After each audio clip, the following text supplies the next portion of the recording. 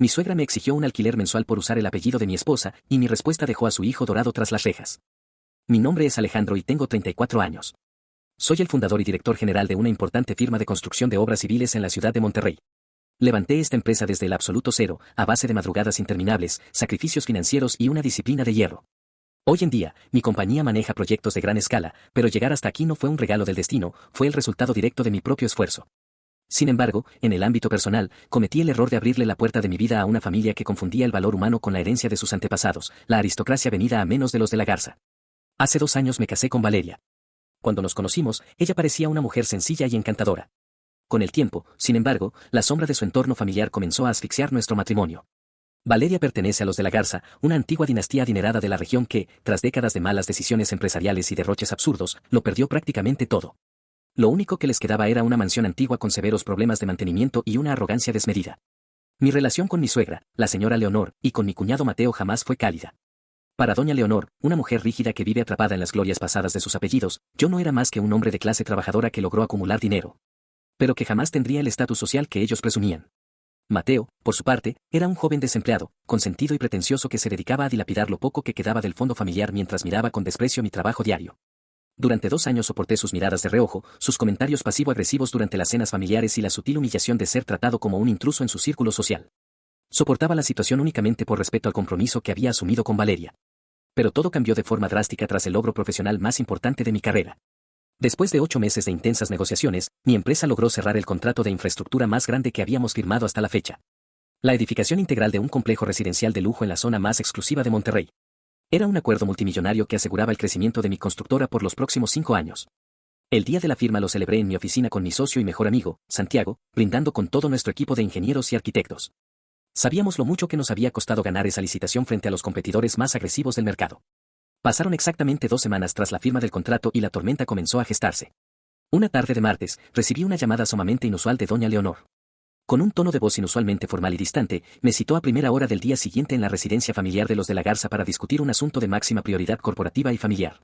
Me pareció una petición extraña, pues ella jamás se involucraba en mis temas laborales. Al día siguiente llegué a la vieja mansión. El ambiente dentro de la propiedad se sentía helado y tenso. Doña Leonor me esperaba en el salón principal, sentada con postura erguida sobre un sillón de terciopelo desgastado. A su lado se encontraba Mateo, quien me miraba con una sonrisa burlona y los brazos cruzados. Valeria no estaba presente. Doña Leonor ni siquiera me ofreció una taza de café, se limitó a señalarme una silla de madera frente a ella. Alejandro, debemos hablar con total franqueza sobre tu reciente éxito, comenzó diciendo doña Leonor con una condescendencia helada, ajustándose sus anillos de oro. En esta ciudad, los negocios de ese nivel no se ganan solo con planos y ladrillos. Se ganan con reputación, con contactos de alta sociedad y con el peso de un apellido respetable. Si ese grupo inversor confió en tu empresa, fue únicamente porque sabían que estabas casado con mi hija y que detrás de ti estaba el respaldo moral de la familia de la Garza. Les diste la confianza que tú, por ti solo, jamás habrías proyectado. Quedé perplejo ante semejante muestra de audacia, pero no dije nada, esperando a ver hasta dónde era capaz de llegar. Fue entonces cuando doña Leonor abrió una carpeta de cuero que tenía sobre la mesa de centro y deslizó hacia mí un documento formalmente redactado por ella y su abogado. Tomé el documento con las manos temblorosas de la indignación. Al leer la primera cláusula, el corazón me dio un vuelco. El documento exigía formalmente que yo pagara un alquiler mensual de $5,000 a la señora Leonor por el concepto del uso del apellido de mi esposa, argumentando de forma explícita que el prestigio de los de la Garza había sido el único factor determinante para que yo obtuviera el contrato de mi vida. Salí de la vieja mansión de los de la Garza sintiendo que el aire dentro de mi pecho quemaba. La frialdad con la que doña Leonor y Mateo pretendían cobrarme $5,000 mensuales por el simple uso de un apellido era una aberración que no lograba procesar. Mientras conducía de regreso a nuestra casa, intentaba convencerme a mí mismo de que todo aquello no era más que una broma de pésimo gusto, una jugada absurda de mi suegra para probar mis límites. Creía, con una ingenuidad dolorosa, que Valeria ignoraba por completo las intenciones de su familia. Me consolaba pensando que, al enterarse del nivel de descaro de su madre, ella reaccionaría con indignación, defendería nuestro hogar y pondría un freno definitivo a la codicia de su entorno. Al llegar a nuestra residencia, el silencio de la casa se sentía anormalmente pesado. Subí las escaleras hacia nuestra habitación principal, sosteniendo el documento de cuero apretado entre mis dedos. Encontré a Valeria sentada frente al peinador, retocándose el maquillaje con absoluta serenidad. Cuando me vio entrar por el reflejo del espejo, mostró una calma que me provocó un leve escalofrío por la espalda. No había sorpresa en sus ojos, ni curiosidad por mi visita a la mansión de sus padres. Valeria, necesito que mires esto de inmediato, le dije, tratando de mantener la voz firme mientras le extendía el folio redactado por doña Leonor. Vengo de la casa de tu madre. Me citó para entregarme esta locura. Pretenden que les pague un alquiler mensual de $5,000 argumentando que gané el contrato del complejo residencial gracias al prestigio de tu apellido. Necesitamos detener este descaro de inmediato. Valeria tomó la hoja entre sus manos con movimientos lentos y pausados. Apenas le echó un vistazo de un par de segundos, como si ya conociera cada una de las palabras escritas en ese papel. No hubo la menor muestra de asombro ni un solo gesto de desaprobación. Dejó la hoja sobre la mesa de noche, se giró hacia mí y me miró con una distancia emocional que me dejó helado. Alejandro, no entiendo por qué te alteras de esa manera, respondió con un tono cargado de una condescendencia que jamás le había escuchado. Mi madre habló conmigo anoche sobre este tema y tiene toda la razón del mundo. Deberías ver esto como un reconocimiento, no como un conflicto. Tú levantaste una empresa de la nada, sí, pero eras un desconocido para los verdaderos círculos de poder en Monterrey. Mi apellido fue el que te abrió las puertas en los clubes ejecutivos, el que le dio confianza al grupo inversor para firmar un acuerdo de millones de dólares. Sin la estirpe de los de la Garza detrás de tu nombre, jamás te habrían tomado en cuenta para un proyecto de semejante magnitud. El asco y la incredulidad se apoderaron de mi garganta. Escuchar esas palabras salir de la boca de la mujer con la que había compartido mi vida durante 2 años fue como recibir una puñalada por la espalda. No solo estaba respaldando la extorsión de su madre, sino que estaba anulando cada hora de mi trabajo, las noches en vela de mi equipo de ingenieros y la solidez técnica de mi propuesta. ¿Estás hablando en serio, Valeria?, le recriminé con la respiración cortada. Yo construí esta empresa con mi esfuerzo, con la ayuda de mi socio Santiago y con la capacidad de mi gente. Tu familia no puso un solo centavo, no colocó un solo ladrillo ni revisó un solo plano. Tu hermano Mateo ni siquiera tiene un empleo estable y tu madre vive de apariencias pagadas con deudas. ¿De verdad pretendes que les entregue $5,000 al mes por un simple papel? Valeria se puso de pie, cruzando los brazos con arrogancia. Mateo está tratando de levantar proyectos de inversión y necesita capital. Es tu deber como parte de esta familia aportar al bienestar de la dinastía que te dio una posición social. Es lo mínimo que puedes hacer para retribuirles el prestigio que te regalaron. En ese preciso instante, la venda cayó de mis ojos con una crudeza desgarradora. Comprendí que mi matrimonio jamás había estado basado en el amor o el respeto mutuo. Durante 2 años había estado viviendo con una extraña, rodeado de parásitos refinados que solo veían en mí una fuente inagotable de recursos para financiar la decadencia de su estilo de vida. No era su esposo, era su cajero automático. La mentira sobre la que construí mi hogar se desmoronaba por completo, revelando una trampa de avaricia, manipulación y traición absoluta. Sentí como la indignación se transformaba en una calma glacial dentro de mí. Valeria me observó durante varios segundos en silencio, notando el cambio en mi mirada, pero en lugar de recapacitar, decidió dar el paso definitivo. Se acercó hacia mí con el rostro endurecido por la soberbia. Valeria me miró a los ojos y me lanzó un ultimátum que me revuelve el estómago: o pagas el alquiler del apellido a mi madre el próximo mes, o consideraré que no estás a la altura de esta familia y pediré el divorcio. Pasaron 3 semanas en una tensa calma tras la terrible discusión en nuestra habitación. Durante ese tiempo, tomé la decisión fría de no reaccionar con rabia impulsiva, sino de fingir una actitud sumisa. Le hice creer a Valeria que estaba analizando seriamente nuestras finanzas corporativas y buscando la manera de ajustar el presupuesto de la empresa para ceder a la absurda petición de su madre. La atmósfera en nuestra casa era helada, dormíamos en habitaciones separadas y apenas intercambiábamos un par de palabras formales durante el desayuno. Mientras Valeria asumía que su chantaje emocional estaba dando frutos y que pronto recibiría la primera mensualidad de $5,000. Yo ganaba tiempo valioso para evaluar la verdadera naturaleza de las personas con las cuales me había asociado. Sin embargo, la codicia y el desespero económico de la familia de la Garza resultaron ser mucho más voraces e incontrolables de lo que jamás imaginé. Al ver que pasaban los días y el dinero no se depositaba de inmediato en sus cuentas bancarias, Leonor y Mateo perdieron por completo la paciencia. La señora Leonor, sintiéndose acorralada por sus deudas familiares y urgida por mantener el estilo de vida decadente de su hogar, decidió cruzar una línea sumamente peligrosa. En lugar de esperar mi respuesta, mi suegra inició una campaña de hostigamiento y difamación corporativa sin precedentes, calculada meticulosamente para destruirme en el ámbito profesional. Comenzó a contactar directamente a nuestros principales socios comerciales y a los inversores más influyentes del proyecto residencial. Utilizando el prestigio decadente de su apellido y su agenda de contactos de alta sociedad, envió correos electrónicos formales y realizó llamadas telefónicas donde me acusaba de ser un estafador sin escrúpulos. En esos mensajes, Leonor afirmaba que yo me aprovechaba del nombre de su dinastía para cerrar tratos y sostenía abiertamente que mi firma de construcción se encontraba al borde de la quiebra moral y financiera. La respuesta del entorno empresarial no se hizo esperar y la tormenta explotó con una fuerza devastadora sobre mi oficina. Una mañana de viernes, al cruzar las puertas de la empresa, percibí de inmediato una atmósfera de profunda tensión social. Mis ingenieros de proyecto, los supervisores de obra y las secretarias intercambiaban murmullos sofocados mientras yo caminaba por los pasillos. 2 de los representantes del grupo inversor más importante habían llamado a primera hora exigiendo explicaciones inmediatas sobre las graves acusaciones vertidas por la suegra del director general. La reputación que me había costado más de una década construir con sudor y transparencia se tambaleaba en cuestión de horas por la audacia desmedida de una familia dispuesta a quemarlo todo con tal de salirse con la suya. Antes de que pudiera entrar a mi propio despacho para intentar gestionar la crisis mediática y comercial, mi socio y mejor amigo, Santiago, me tomó del brazo con firmeza. Su rostro reflejaba una preocupación genuina y una indignación desbordante. Me guió rápidamente hacia su oficina privada, cerró la puerta con seguro para garantizar una total discreción y bajó las persianas de cristal. Santiago me miró fijamente, respirando con agitación. Alejandro, esto se está saliendo por completo de control, me dijo con la voz alterada, mientras caminaba de un lado a otro detrás de su escritorio. Hemos recibido llamadas de 3 fondos de inversión diferentes. La señora Leonor está haciendo circular el rumor de que estás usando su apellido para maquillar estados financieros insolventes. La gente está asustada, Alejandro. Si los inversores principales deciden retirar sus fondos por este escándalo, el proyecto del complejo residencial colapsará antes de que coloquemos la primera piedra. Traté de calmarlo, explicándole la verdadera raíz del conflicto y el extorsivo chantaje del pago mensual que intentaban imponerme. Santiago escuchaba con la boca abierta, incapaz de dar crédito a semejante nivel de malicia y traición por parte de mi propia familia política. Sin embargo, la mayor sorpresa de la jornada aún no se había revelado. Santiago suspiró con amargura, sacó su teléfono móvil del bolsillo del saco y desbloqueó la pantalla con las manos temblorosas de la rabia. Deslizó el dispositivo por el centro de la mesa de cristal y lo colocó justo frente a mí, indicándome que leyera con atención una captura de pantalla que le acababa de enviar uno de los inversores más adinerados del proyecto. Incliné mi cuerpo hacia adelante y fijé la mirada en la pantalla de su teléfono.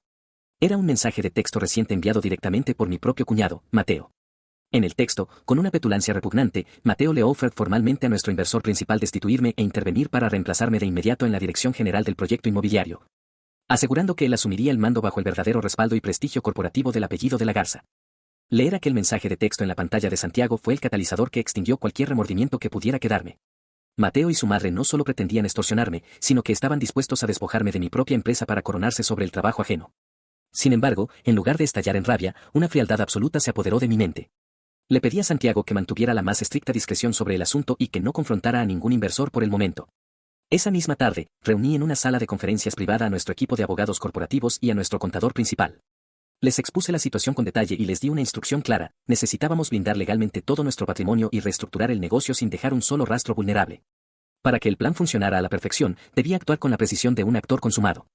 Esa misma noche regresé a casa y convoqué a una reunión urgente con Valeria y la señora Leonor. Puse una cara de absoluta derrota, bajé los hombros y les hablé con un tono de voz quebrantado y necesitado. Les dije que el escándalo con los inversores me tenía acorralado, que reconocía la fuerza de su influencia y que estaba dispuesto a aceptar las condiciones del alquiler del apellido para salvar la reputación de la firma. Sin embargo, añadí un matiz crucial, debido a los estrictos trámites de consolidación bancaria y a las auditorías del gran contrato residencial. Necesitaba un plazo irrenunciable de 3 meses para reestructurar los flujos de caja antes de emitir el primer pago acumulado de $15,000. Leonor y Valeria mordieron el anzuelo con una soberbia verdaderamente ridícula. La señora Leonor sonrió con suficiencia, acomodándose sus joyas como si hubiera conquistado un imperio, mientras Valeria me miraba con un desprecio triunfante. Aceptaron el plazo de 90 días, plenamente convencidas de que me habían puesto de rodillas y de que habían doblegado mi voluntad para siempre. Durante las semanas siguientes, ambas se dedicaron a celebrar su supuesta victoria, haciendo planes extravagantes sobre cómo gastarían el dinero y presumiendo en sus círculos sociales sobre su estatus. Lo que ellas ignoraban era que ese plazo de 3 meses se convertiría en su propia tumba financiera. A lo largo de esos 90 días, la línea temporal de mi vida cambió por completo. Trabajé sin descanso junto a mis abogados bajo un esquema de confidencialidad absoluta. Durante el primer mes, creé una nueva entidad jurídica totalmente independiente, registrada bajo el apellido de mi madre. Una mujer trabajadora y honesta que jamás necesitó de títulos nobiliarios para mantener la cabeza en alto. Durante el segundo mes, ejecutamos una serie de traspasos financieros y contractuales meticulosos, transferimos la propiedad de los camiones, la maquinaria pesada, las patentes de diseño y las licencias de construcción a la nueva empresa. Para el tercer mes, con la complicidad de nuestros clientes principales a quienes Santiago y yo les explicamos la reestructuración estratégica por motivos de seguridad corporativa, logramos migrar legalmente los contratos de desarrollo inmobiliario a la nueva firma. Dejé la constructora original, aquella en la que Valeria figuraba como cónyuge por bienes mancomunados, reducida a una simple cáscara vacía. Un cascarón lleno de nombres pomposos pero carente de un solo centavo de valor real. El día exacto en que se cumplía el plazo estricto de los 3 meses llegó con una precisión matemática. Me encontraba en el escritorio de mi despacho, vistiendo un traje impecable y organizando las carpetas de cierre corporativo. De pronto, la puerta de mi oficina se abrió de golpe sin previo aviso. Valeria entró al recinto con pasos firmes y un porte de arrogancia desmedida, sosteniendo una carpeta de cuero en la mano y luciendo una sonrisa de absoluta superioridad. Se detuvo frente a mi escritorio, se apoyó sobre la madera con ambos brazos y me miró fijamente a los ojos con un descaro helado. Se cumplió el tiempo, Alejandro, me dijo con un tono tajante, extendiendo su mano hacia mí. Mi madre y mi hermano están esperando en el auto. Es hora de que me entregues el cheque por los $15,000 del alquiler acumulado, o atente a las consecuencias de destruir esta familia. Lo que Valeria no sospechaba en absoluto era que, apenas 2 horas antes, las cuentas bancarias de la antigua constructora compartida habían sido vaciadas de forma impecable y 100% legal. Valeria extendía la mano con una arrogancia absurdamente calculada. Esperaba impaciente que yo abriera el cajón de mi escritorio para sacar la chequera y firmarle el comprobante de los $15,000 que, según la lógica torcida de su familia, les debía por el mero favor de llevar su apellido. Me quedé mirándola fijamente durante unos segundos en un silencio absoluto. No había nerviosismo en mi cuerpo, solo la profunda satisfacción de quien sabe que la trampa se ha cerrado. Con una parsimonia estudiada, deslicé la mano hacia el cajón, pero en lugar de la libreta bancaria, saqué una carpeta azul marino de pasta dura y la deposité suavemente justo en el centro de la mesa, al lado de su mano extendida. Valeria frunció el ceño, claramente confundida. ¿Qué es esto, Alejandro?, preguntó con fastidio, como si revisar un papel fuera una ofensa a su tiempo. Te pedí un cheque, no más reportes. Mi madre está esperando abajo y no tiene paciencia para tus rodeos. Le indiqué con la mirada que abriera la carpeta. Con molestia, desató la cinta roja y comenzó a hojear las primeras páginas. En cuestión de 3 segundos, el color desapareció de su rostro, dejando una palidez cadavérica. Sus ojos se abrieron de par en par mientras leía los encabezados oficiales redactados por mi equipo jurídico. Era la demanda formal de divorcio absoluto por incompatibilidad de caracteres y abuso de confianza, acompañada de la notificación notarial del cierre e insolvencia de la constructora original. ¿Qué significa esta monstruosidad?, balbuceó Valeria, con la voz temblando por una mezcla de rabia e incredulidad. Le respondí con una serenidad helada. Significa que nuestro matrimonio terminó, Valeria. Y también significa que la empresa en la que pretendías reclamar derechos ya no existe. Fue disuelta legalmente esta mañana. Las cuentas están en cero y la sociedad ya no opera. El impacto fue devastador. Valeria soltó la carpeta como si el papel le quemara los dedos, me lanzó una mirada cargada de odio puro y salió corriendo de mi despacho hecha una furia, azotando la puerta de cristal con una fuerza que hizo retumbar las paredes de la oficina. Pasaron apenas 90 minutos en una tensa calma antes de que la verdadera tormenta estallara en nuestro edificio corporativo. Me encontraba en el área de recepción junto a Santiago y 2 ingenieros principales, revisando los planos de la reestructuración bajo el nombre de la nueva firma. De pronto, las puertas giratorias del vestíbulo se abrieron violentamente. Valeria regresaba, pero esta vez no venía sola. Venía flanqueada por la señora Leonor y por Mateo, formando un frente de batalla que irrumpió en las instalaciones con un descaro aterrador. Doña Leonor caminaba con pasos agigantados, sosteniendo su bolso de marca como si fuera un arma, mientras Mateo miraba a los empleados con una agresividad ridícula, buscando intimidar a mi personal. El espectáculo frente a todo el equipo de trabajo fue bochornoso. Y eres un malagradecido de lo peor, Alejandro, comenzó a gritar Mateo en mitad del vestíbulo, haciendo eco en el techo mientras el personal se quedaba paralizado. Aprovechaste la nobleza de mi hermana para levantarte del barro y ahora pretendes dejarla en la calle. Eres un estafador de pacotilla. Las secretarias susurraban entre sí, mientras Santiago daba un paso al frente para colocarse a mi lado, listo para intervenir si la situación escalaba a la violencia. Valeria, entre lágrimas de frustración, agitaba los papeles del divorcio en el aire, gritándole a todos los presentes que yo los había engañado durante meses. Caminé hacia el centro del vestíbulo, manteniendo una compostura impecable. Hice un gesto a mis guardias de seguridad para que no intervinieran aún, deseando que mi personal presenciara la verdadera naturaleza de la dinastía que tanto presumía de elegancia. Pueden gritar todo lo que quieran, les dije con una tranquilidad glacial. Pero la realidad jurídica es una sola. La compañía que ustedes pretendían despojar ha sido clausurada y disuelta conforme a la ley. Sus bienes y contratos pertenecen ahora a una entidad completamente distinta, registrada a nombre de mi madre. Su tan cacareado apellido de la Garza no tiene ningún poder legal sobre mis nuevos proyectos. No les debo un solo centavo, ni a ustedes ni a su prestigio inventado. Mateo intentó abalanzarse hacia mí con el puño cerrado, pero Santiago lo frenó en seco colocándole una mano firme en el pecho y advirtiéndole que la policía venía en camino si no abandonaban el edificio.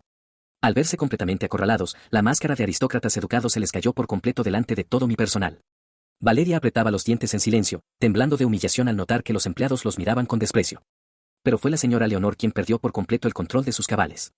Dio 3 pasos hacia adelante, con las venas del cuello marcadas y el rostro deformado por la rabia. Agitó el bastón de plata que llevaba en la mano hacia mi cara y me gritó en mitad del vestíbulo: te vamos a destruir en los tribunales. Te quitaremos hasta el último centavo por el daño moral que le hiciste a nuestro apellido. Transcurrieron 2 meses de una tensión sofocante y un aislamiento familiar completo. Durante esas 8 semanas, el conflicto dejó de ser una disputa doméstica para convertirse en una encarnizada batalla legal. Valeria y su madre, devoradas por la codicia y el desespero de verse despojadas de los recursos de mi empresa, cumplieron sus amenazas. Introdujeron una demanda civil millonaria en mi contra ante los tribunales de Monterrey, argumentando un supuesto enriquecimiento ilícito a costa del estatus y la imagen de la dinastía de la Garza. Exigían indemnizaciones desorbitadas, asegurando ante los jueces que mi crecimiento profesional se debía de forma exclusiva al prestigio que el apellido de Valeria le había otorgado a mi firma. A través de sus abogados, intentaron congelar las cuentas de mi nueva empresa y manchar mi reputación mediática con acusaciones falsas. Sin embargo, lo que ellas ignoraban era que mientras gastaban sus últimos recursos en preparar ese ataque jurídico, nosotros estábamos armando una trampa legal infinitamente más demoledora. Durante aquel periodo de 3 meses en el que fingí sumisión para reestructurar la empresa, no me limité a transferir activos y contratos. Junto a mi socio Santiago y nuestro abogado principal, el licenciado Mendoza, contratamos a un equipo de auditores financieros y contadores forenses para revisar meticulosamente cada transacción, cada firma registrada y cada token de acceso digital de la antigua constructora compartida. Sabíamos que con la ambición desmedida de Mateo y la complacencia de Leonor, algo extraño debía haber ocurrido tras bambalinas. Y lo que nuestro contador forense descubrió entre los registros ocultos del sistema fue una prueba aterradora de la doble moral de esa familia. Una tarde de lluvia, reunidos en la oficina privada del licenciado Mendoza, el contador desplegó sobre la mesa de juntas una serie de estados de cuenta bancarios que jamás debieron haber existido. Mientras yo estaba concentrado en dirigir las obras y lidiar con los descalificativos de mi suegra, Leonor y Mateo habían estado operando en las sombras. Aprovechando que la antigua constructora figuraba en el régimen de bienes mancomunados con Valeria, mi cuñado Mateo logró acceder a los repositorios de documentación corporativa. Con un descaro insólito, tramitaron 2 préstamos bancarios de alto volumen a nombre de mi empresa y a mis espaldas, utilizando el capital de la firma para financiar los caprichos, viajes de lujo y deudas de juego de Mateo. Para lograr que las entidades financieras aprobaran esos fondos sin mi consentimiento explícito, Mateo había cometido un delito sumamente grave en el ámbito penal. Falsificó de forma sistemática mi firma digital y mi rúbrica autorizada en los contratos de crédito. Creían que por tratarse de la empresa de su cuñado, jamás me daría cuenta o no me atrevería a proceder legalmente contra ellos por temor al escándalo social. Pero la traición había cruzado cualquier límite tolerable. Esto ya no es un litigio civil por enriquecimiento o divorcio, Alejandro, nos dijo el licenciado Mendoza con una gravedad implacable, ajustándose sus anteojos mientras examinaba las copias digitales de los pagarés bancarios. Esto es fraude bancario, falsificación de documentos oficiales y suplantación de identidad. Si logramos probar fehacientemente en el juzgado que Mateo falsificó tu firma, no solo desmantelaremos por completo la demanda de doña Leonor y Valeria, sino que tu cuñado enfrentará cargos penales de extrema gravedad. Para asegurar un golpe categórico e irrefutable ante la ley, encargamos un peritaje grafológico y técnico de alta precisión con un perito oficial certificado por la Fiscalía. Durante semanas, el especialista comparó minuciosamente los trazos de mis firmas reales con los trazos digitales plasmados en los expedientes de los préstamos fraudulentos solicitados por Mateo. La tensión en nuestro equipo era insoportable a medida que se acercaba la fecha fijada por el juez para la audiencia principal. Faltaba exactamente una semana para presentarnos en el Tribunal Civil cuando el perito grafólogo ingresó a nuestro despacho. El hombre caminó hacia la mesa principal, nos miró con severidad y sacó de su maletín un sobre amarillo con el sello oficial del Poder Judicial. Lo abrió lentamente y deslizó hacia nosotros el informe técnico definitivo, confirmando con pruebas científicas y digitales irrefutables que Mateo había falsificado mi firma en cada uno de los préstamos, entregándonos la llave para su condena inevitable. Llegó la mañana de la audiencia principal en el Tribunal de la Ciudad de Monterrey. El ambiente dentro de la sala de vistas era sofocante, cargado de una expectación helada que se palpaba en cada rincón del recinto. Al ingresar junto a mi socio Santiago y nuestro abogado, el licenciado Mendoza, noté de inmediato la presencia de la familia de la Garza en el sector reservado para la parte demandante. Valeria y su madre, la señora Leonor, se habían presentado vistiendo sus trajes más lujosos de corte clásico y luciendo joyas ostentosas de oro y perlas. En un intento desesperado por impresionar al magistrado y proyectar una imagen de alta sociedad e intocable alcurnia.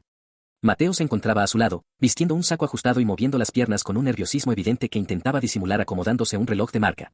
Durante 15 minutos, escuché en absoluto silencio como el representante legal de mi exesposa pronunciaba un discurso pomposo y completamente desconectado de la realidad sobre la pureza del honor, la tradición de los apellidos ilustres de la región y el supuesto abuso que yo había cometido al utilizar el prestigio de la familia de la Garza para enriquecer mi firma de construcción. Valeria mantenía la barbilla levantada, mirándome de reojo con un desprecio fingido, mientras la señora Leonora sentía con gravedad ante cada palabra de su litigante, plenamente convencida de que su estatus social bastaría para inclinar la balanza de la justicia a su favor. Cuando la parte demandante concluyó su presentación con una mueca de triunfo, un silencio tenso descendió sobre el recinto.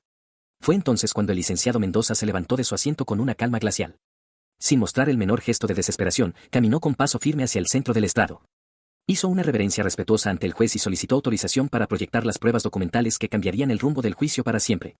El juez concedió la solicitud y, en cuestión de segundos, las pantallas gigantes montadas en las paredes de la sala del Tribunal de Monterrey se encendieron, iluminando la habitación con una luz blanca e implacable.